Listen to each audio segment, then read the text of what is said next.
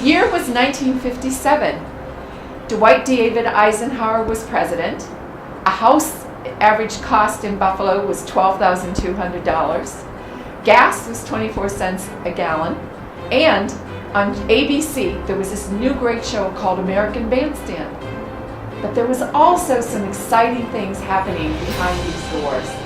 At the Franciscan Sisters of St. Joseph Mother House, a woman of vision, a woman of what we have heard was boundless energy, was bringing to reality her dream to start a college.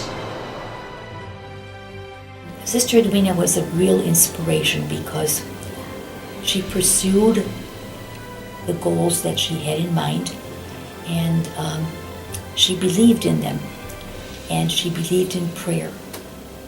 She believed in prayer. She was always interested in education and education of women.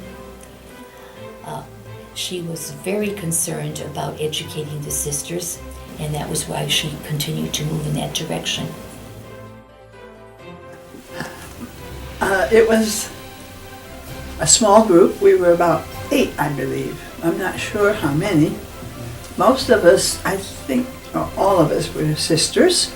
In the first class, we had no place, no room. We had rooms that we used for classrooms, and they were double use. And we were constructing at the time, so we couldn't stay in the same place all the time. We had to move our classroom to one to another one. Also, the library had to be moved every time we moved. And we were just carrying books around. 1964 that we admitted the first lay women. So when I was starting college at Hilbert, we were starting with the lay women. And at that time we only had 3 classrooms. We were in the old school, so it was quite an adventure. And then after I graduated, and I graduated in '67, and when I graduated on that day, we moved into the new campus. We had the groundbreaking for the new campus. So it was a double celebration that day. And I couldn't help but be inspired by all the dedicated people of Hilbert. It was from everyone to Sister Edwina Bogle, who laid the foundation for Hilbert. She broke the ground for Hilbert. She was a woman of vision, tremendous, unsurmountable vision and faith.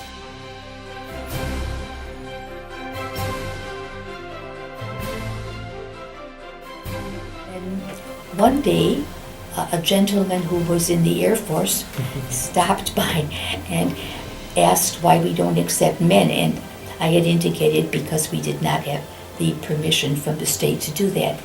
So he said, well, I can assure you of a number of men who are being recruited for the Air Force.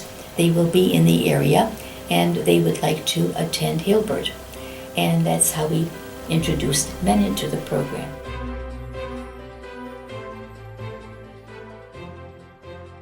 My days at Hilbert were spent during the long tenure of Sister Edmunda Pachesny, FSSJ.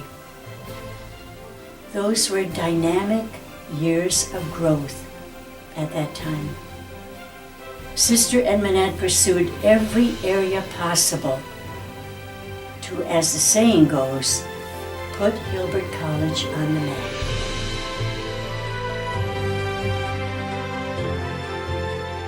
We were doing so well, students didn't want to leave us. They felt that they were getting an education that was what they needed for their future careers. And so we investigated and again approached the state for permission to accept students for the 3rd and 4th year levels. They were phenomenal teachers. I can remember Sister Georgiana, who taught English, literature, and creative writing, and I loved that class. And then Sister Fermentia with history. She was so challenging, and I loved the class so much.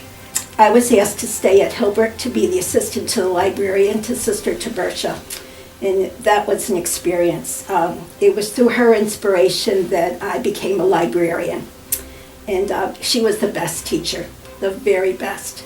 Then there were other sisters who left a significant impact on Hilbert College.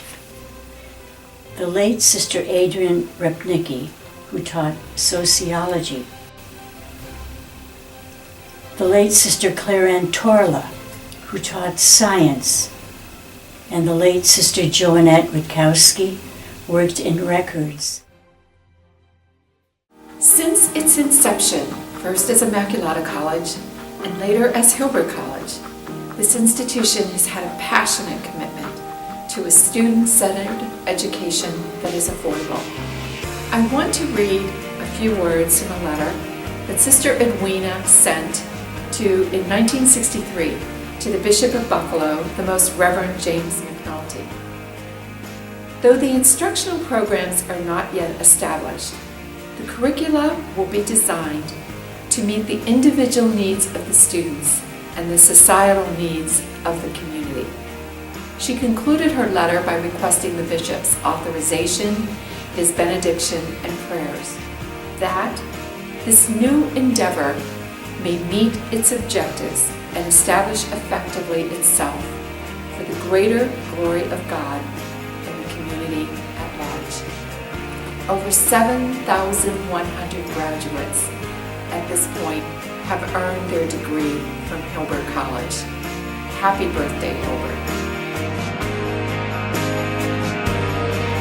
To everyone, I say, Hilbert College is close to my heart.